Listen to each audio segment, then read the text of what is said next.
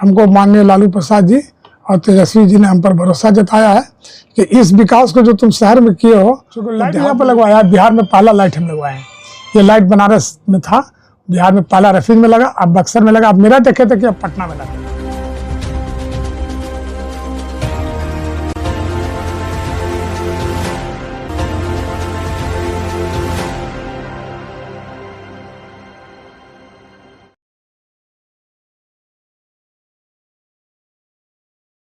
नमस्कार, मैं हूं धनंजय वैद्य और आप देख रहे हैं न्यूज ग्लोबल 24 बिहार झारखंड। औरंगाबाद के रफीगंज विधानसभा सीट से महागठबंधन समर्थित राजद प्रत्याशी गुलाम साहिद ने जनता से किया बड़ा वादा।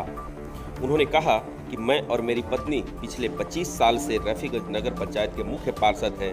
मुख्य पार्षद रहने के नाते मैं जानता हूं कि नागरिकों को जन सुविधाएं किस तरह उपलब्ध कराई जाती है। 25 सालों में मैंने रफीगंज शहर की हर गली को पक्का कराया, गलियों की स्टार्टिंग और एंडिंग पॉइंट तक गलियों का नाम पट लगवाए, नालियां बनवाई, नालियों और गलियों में साफ सफाई की उत्तम व्यवस्था कराई, स्ट्रीट लाइटें लगवाई, शौचालय मूत्रालय से लेकर हर नागरिक सुविधा उपलब्ध कराई। ऐसी सुविधाएं के विधायक बनने पर रफीगंज विधानसभा क्षेत्र के हर गाँव में उपलब्ध कराऊंगा। जिस तरह से लालू और तेजस्वी ने मुझ पर विश्वास जताया है, मैं विश्वास पर खरा उतरूंगा। रफीगंज की चौमुखी विकास होगी।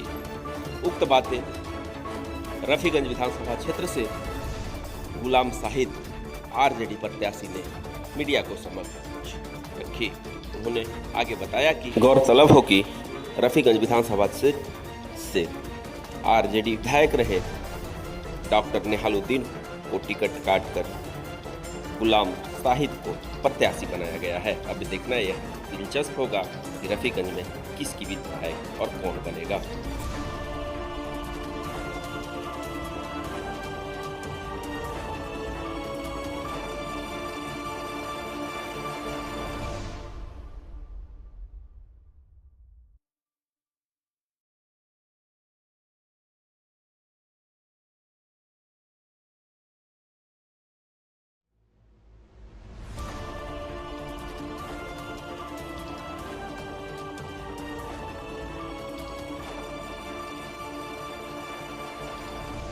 सभी से आग्रह कर रहा हूँ कि आप हमें मदद करें।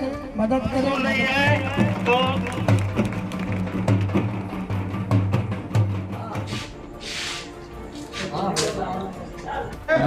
अरे समय ने अवसर दिया है और इसको नहीं है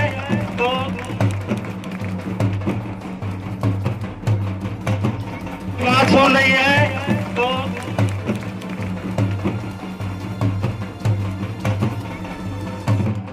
विकास का मुद्दा है। क्योंकि आप जानते हैं कि रफीगंज में 25 सालों से लगातार हम चेयरमैन हैं, तो हमने काफ़ी विकास किया है और इसी उम्मीद पर हमको माननीय लालू प्रसाद जी और तेजस्वी जी ने हम पर भरोसा जताया है कि इस विकास को जो तुम शहर में किए हो वो देहात में भी करके दिखाओ। रिस्पॉन्स तो ऐसा है कि देखिए, हमको हर एक समाज का वोट मिलता है। ये पहला व्यक्ति है वो जो हम देखते हैं कि एक एक समाज हमको वोट देता है। हम ये नहीं कह सकते वो समाज हमको वोट नहीं देता है। देखिए, सबसे पहले क्या है कि हम यहाँ हर एक पंचायत का जो 38 पंचायत है उसका पहले डीपीआर और मास्टर प्लान बनाएंगे। क्या क्या कमी है पंचायत वाइज उसको अलग हम अलग सेपरेट उसका बनाएंगे और उसी के तहत जो मास्टर प्लान बनेगा और डीपीआर बनेगा उसी के तहत हम प्रपोजल लिखेंगे और सरकार से अलग हर पंचायत का पैसा लाएंगे। चूँकि हम देखते हैं कि जो भी विधायक माननीय लोग रहते हैं मैक्सिमम वो लोग सिर्फ फंड ही पर आधारित रह जाते हैं। लेकिन हम इस बार हम जो चुनाव डायरेक्ट लड़े तो आपको मालूम होना चाहिए कि 50% वोट अकेले हमको आया। 50 में सारे लोग हैं और 2012 में हमारे खिलाफ लोग किए थे जो अभी मैदान में है। तो उस समय हमको जो है निर्विरोध मेरी वाइफ चेयरमैन हुई थी, निर्विरोध। सब 16 में 16 दे दिया वोट। अब 80% वोट मेरे पक्ष में था गया चुनाव। तो निश्चित रूप से पूरी कोशिश करेंगे कि अनुमंडल हो। आपको बता दें कि जब चेयरमैन के चुनाव हम लड़ रहे थे 2022 में, तो मेरा जो एजेंडा था उसमें लिखा हुआ था कि डीपीआर बनवाकर जो है ये बाईपास निकलवाया जाएगा। तो हम डीपीआर का जो है डीपीआर हम बनवाया था और उसी के आधार पर यहाँ पर डॉक्टर SM जोहा एक हैं दिल्ली में इंजीनियर, उनसे डीपीआर बनवाया और किसी नेता को सौंपा। उसी के आधार पर यहाँ जो है बाईपास बनाया गया। हमको देखिए टक्कर इसलिए नहीं है कि पहले जब हम पहले ही से 50% वोट लाते हैं, अब तेजस्वी जो लालू जी का लालटेन मेरे सर पर आ गया, तब तो वो कोई दिक्कत ही नहीं है। तो 2-4% कटता उठता तो वो भी अब कटने की बात नहीं है कि पूरी ताकत मिल गई है। बिना ताकत के हम जीते हैं, ऐसे ही जनता जिताई है। यही देना चाहते हैं कि जिस तरह से आप लोग हमेशा 50 to 80 हमको वोटिंग किया 25 साल में, आज भी हम ये कोशिश करेंगे कि अकेले हमको 50 से 80% वोट आना चाहिए। इससे वही कोशिश करेंगे।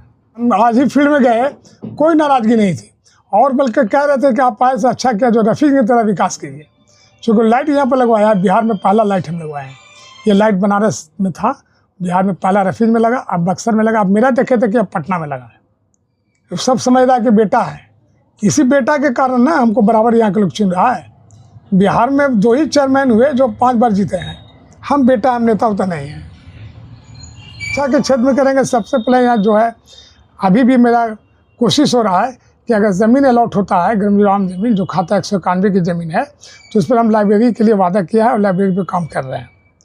जो लाइब्रेरी होता है, जो आज तक लोग पैसा लेकर लोग लाइब्रेरी खुलवाते हैं, हम फ्री में करें, लाइब्रेरी बनाएंगे यहाँ।